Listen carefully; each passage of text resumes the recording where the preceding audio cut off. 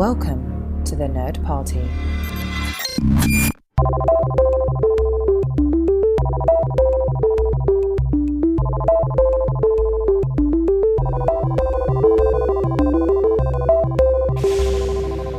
Hello, everybody, and welcome to Second Contact, a Star Trek Lower Decks commentary podcast.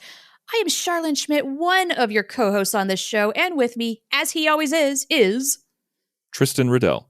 Hello, sir. We are back because we got 2 episodes this week, so we're doing a double header. We are so excited to give you 2 episodes of Lower Decks commentaries at once. And this episode is called Shades of Green, where it is described as Tendi races to stop a conflict while Boimler and Mariner race to stop capitalists. They're going to stop capitalism. Yay! Good. Let it burn, baby, burn.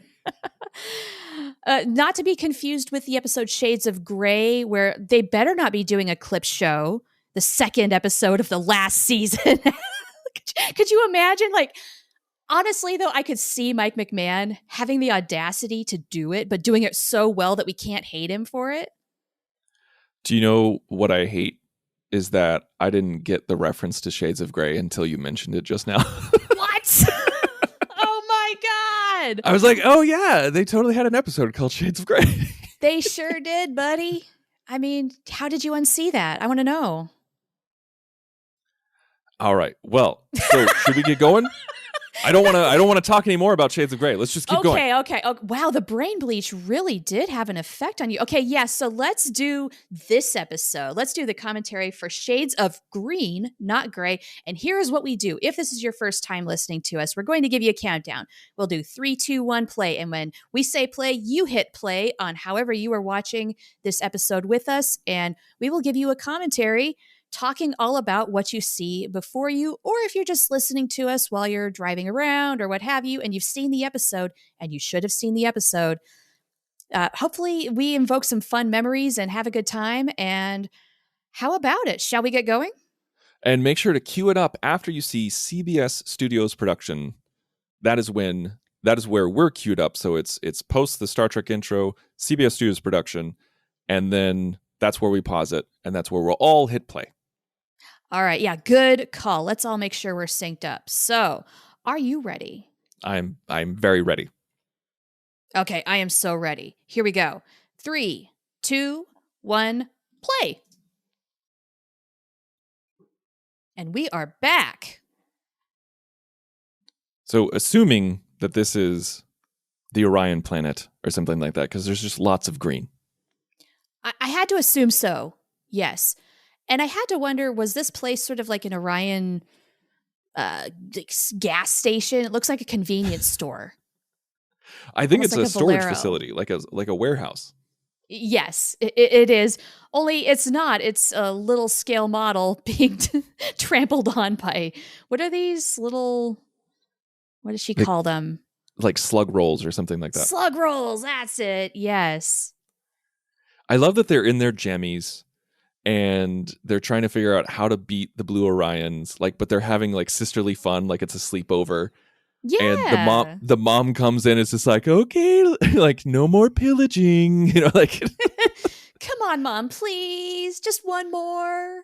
I love that. I love that about the show, but it's so ingrained in their culture that it's like what they do at sleepovers. Yes, it's very cute. However, it is so very obvious that she's pregnant. See, I didn't get that. I was just thought she was dying of a disease or something. I don't know. Oh, no. I mean, I don't know. Maybe I just read into it, but it seemed pretty obvious that's what was going on even before we got the revelation. I mean, I should have guessed it with the heartburn and everything like that.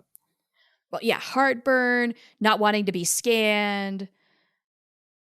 Then heading over to the bathroom, presumably to throw up because sick. I don't know. Yeah. Cinema loves to do that. Cinema and TV loves to show that someone is pregnant by making them throw up. They really do. It is the way to do it.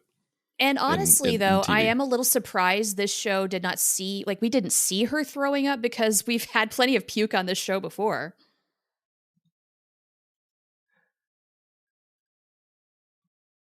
I don't know if we needed that, though. No, animation is fine, but like that's actually one of my pet peeves is like when you have to you have to show someone throwing up, like you have to see the vomit come out of their mouths and land wherever. Like if it's not done in a super comedic way, I'm just like, well, Do you get grossed out when you see somebody else puking? no, I don't. As a Okay, because some parent, people do. yeah, if it's my kids, I don't get I try to catch it. I'm just like, no. Like throw up in my hands. Right? That's a mess I have to clean up later. Don't. So, oh my So I gosh, I love love this that this is visualization of the I beginning. I know. Oh, yeah. Post-scarcity society. God, if only we could. I know. It's the dream. It's I the hope dream. we are here someday. And I love that we have an immediate callback to the previous episode where Boimler has the pad that he stole from the Boimler with a beard, and he has like two little whiskers on his face. Yeah. We've got a facial hair theme this season.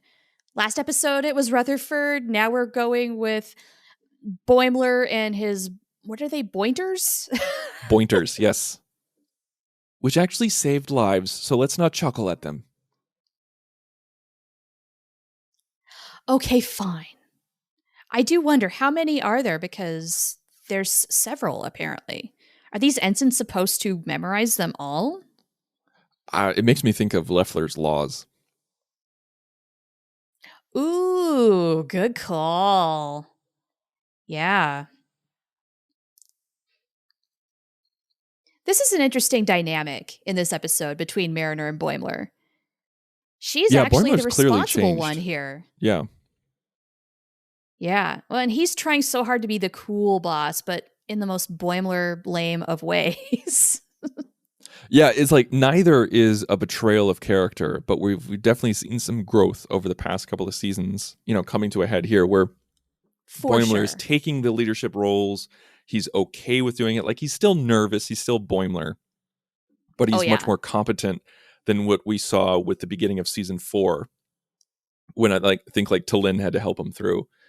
And Mariner is, still Mariner, but at the same time, she's like, let's go, let's get some buffer time. Let's not go crazy though. Right. Yeah, she is taking more responsibility. She is more mature. It's nice to see it. I do love the idea that there's a dagger in every single room of an Orion house. Just in case you have to stab somebody, which we know if you're on Orion, chances are you do. How do Orions not have just tons of scars all over themselves from being killed and pillaged and stabbed so many times? Like, remember last season when Mariner gets stabbed repeatedly in the same spot over and over? I do remember that, yes. It was such a great running gag. Like, there should be a scar there. Then again, medical technology being what it is, it's a lot more advanced. Yeah. Okay, I love this joke about the door. Just because in real life, of course, it's people who were opening the doors on set. I remember when I was a kid and I watched the behind the scenes of some TNG stuff, and it totally killed the magic for me. Like when I saw the dudes in the back, like the production assistants, just like pulling on the string, like the counterweight, and opening them, and how there was no whoosh. Like I know intellectually that they weren't really whooshing and that they weren't automatic, but just hearing like the like opening and then the dudes with the jeans opening it, I was just like, oh, that killed some of the magic. You know what it is for me is it's not so much knowing that there's a person doing it, it's that sound. Yes. That's what killed the magic. It's not the whoosh. Are you kidding me? Definitely takes you back down to earth, doesn't it? I love the Blizzard screech. It kills me because it's so ridiculous. It is. First time around, I was like, what was that? And then later on, we'll get it again. The So with the Exelon Nebula. Just call it excellent. with the sail ships, I knew we were going to get like some sort of visual reference to Cisco's solar sail ship. Of course, right? Like the OG solar sail. But I love that this is a thing now in Star Trek. There's so many more solar ships, and apparently in real life there is some viability to this technology as a possible means of travel. Like we're trying that here and now. It's pretty There's cool. a blaster screech. I love how much Erica swears. Like like she's just like she's just having none of it. She's just like like just get away from it. Yeah. But Tendi is being a little overbearing here. Like, again, this is a very stereotypical kind of pregnancy plot where somebody finds out who wasn't supposed to know, is trying to be very overprotective. It's a classic trope, but it's also like there's certain times when I feel like I know that Lower Decks goes crazy. Like they take like a kernel of truth and then crank it up to the nth degree. And I understand that. But I felt like this storyline with Tendi and Erica, like when they actually get on the sail ship and she stages a mutiny, and like just go like to the detriment of her entire family. And like at several points, no one is sailing the ship and they're going through, a field of meteors. And it's just like, okay, come on. You guys are testing my limits of believability. Yeah, I really, up until the twist at the end, the revelations, I wasn't totally keen on the whole pregnancy and the cover up and protective Tendi, yada yada. I do like how it resolved though, where everybody was well intentioned doing what they were doing. It was just kind of a little more of a comedy of errors. And same with Mariner and Boimler. They are both well-intentioned, and as are our ensigns, who are going to surprise us with a little something. Also, if I do not see these little socks in the Star Trek store, I'm telling you that the marketing is just absolutely the worst for Star Trek. They miss so many great opportunities to make a lot of money that we would love to support them, and it just doesn't happen. Or they wait like 3 years to release something. And this is true. The fervor is already gone and died down. Right. We're still waiting on Murph plushies, for crying out loud. I do love that the hero ship of Tendi looks more like Cisco's ship than the other ship. Because our brains are linking Cisco and them as opposed to bad guys with a different style of sailing ship. Right? Yeah, exactly. In our heads, that is absolutely a connect. These are the good guys. They will win.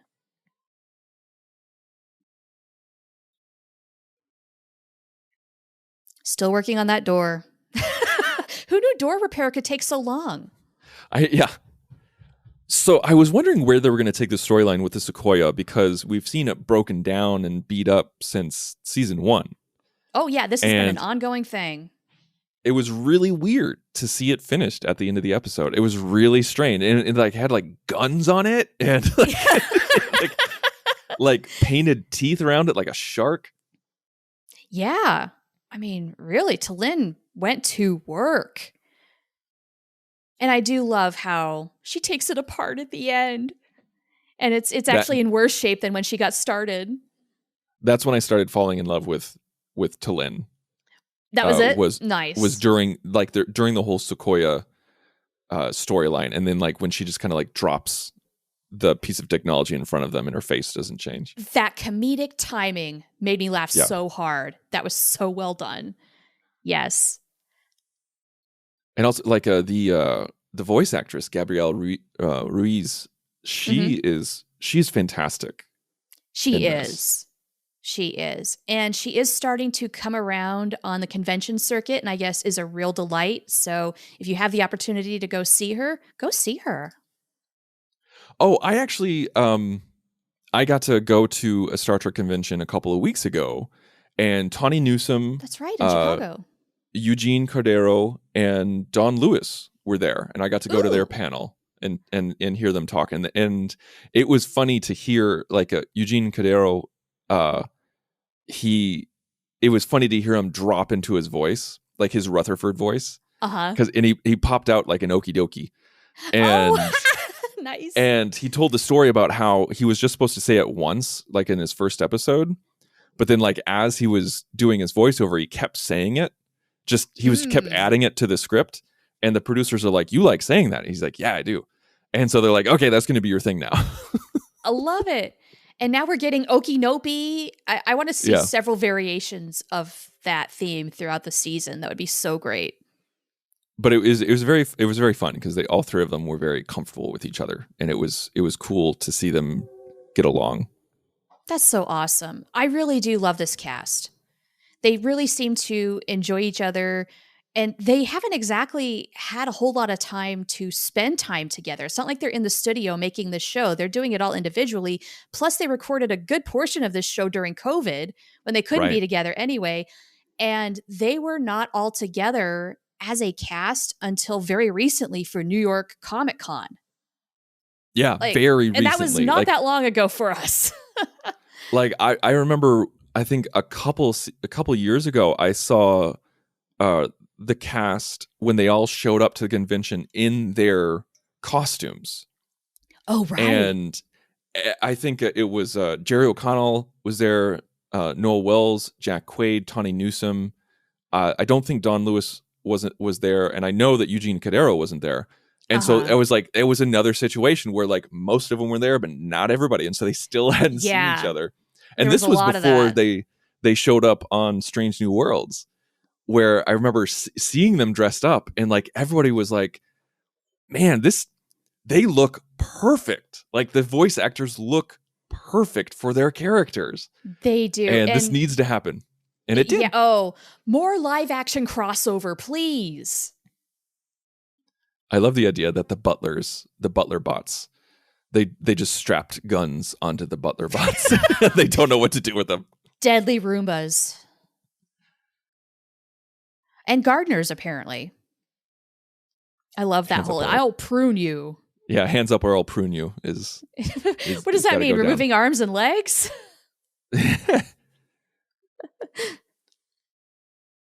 And like even the inside of the ship, like it's not a complete ripoff of Sisko's ship, but it's very evocative of it. Like it does a very good job of making you feel like it's got the curvature inside.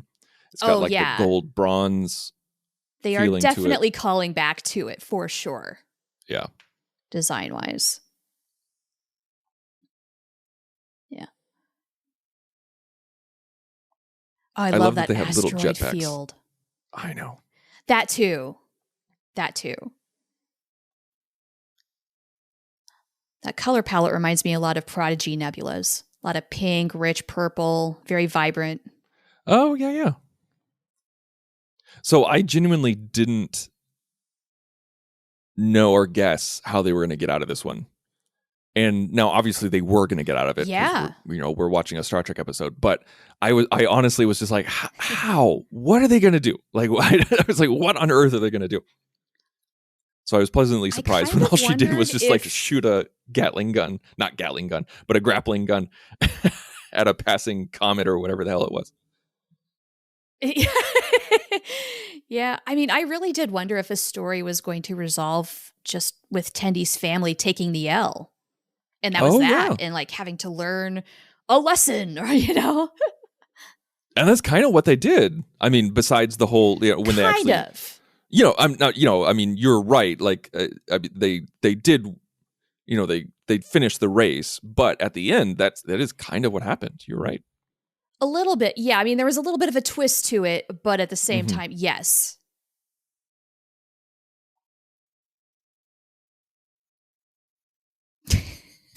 Love that they take the time to gloat as they're flying by. Of Like they opened up course. the door just to go. Yeah, point and laugh. And they're still ridiculous looking. Still. Never won't be. I love the idea of one of these Orions being born in mid sword fight. Like that's a short trek that I'd like to see. How could you execute a sword fight while in labor and giving birth? She found a way. I never want to find out. I'm not particularly interested in doing either of those things, much less at the same time. And then comes to a head like, oh, wait, I was protecting you. You were protecting me. Let me just hook this comet. That's the running theme throughout the whole episode is people are just well-intentioned, but the end results are unexpected. Things do not go as they plan. It's very sitcom logic. Yeah, it's very like, oh my God, this was just a misunderstanding the whole time. Right? Yep.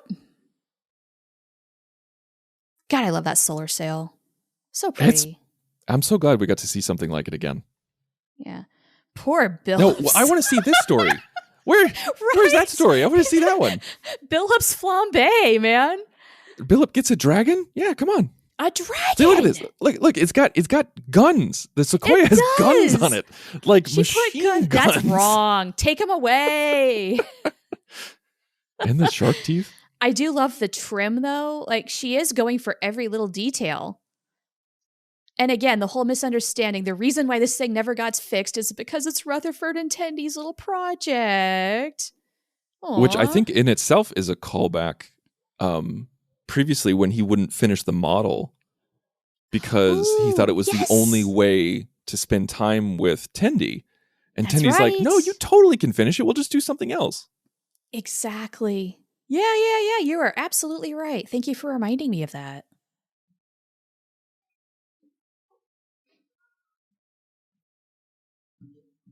And I do love. I love the blue headband,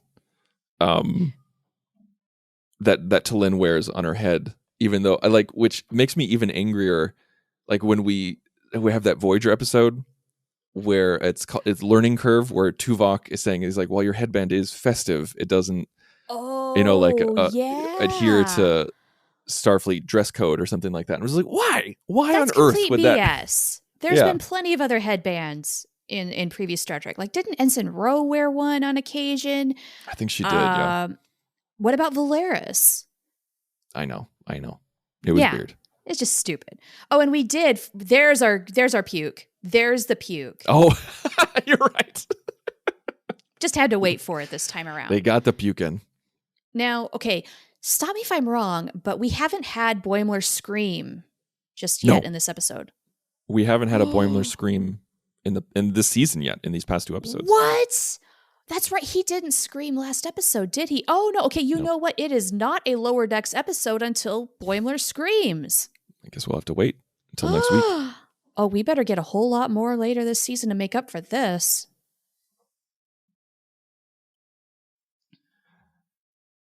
Like, I think even I was upset with Tendy when she destroyed the treasure. At the end, like, no, we both win. Like, even I, as an observer, is just like, that's not how it works. Yeah, like, I guess there is a point, like, in your brain that says, good intention's not going to work the way you want it to, though. Like, that is a very Starfleet kind of solution, though, and that is just how her brain works. She can't help it. But that's why I did love this sequence, though, where she used her jetpack to do a flying roundhouse kick. Yes, that was cool. It looked awesome. That was a great move.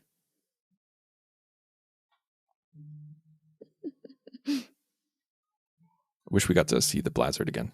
I mean, hear the Blizzard again. Well, don't we, though? I don't think so. I thought we got one more. You know what? Maybe instead of Boimler screaming, that's what we get is the squawking. There we go. We got the squawk. I don't know about that.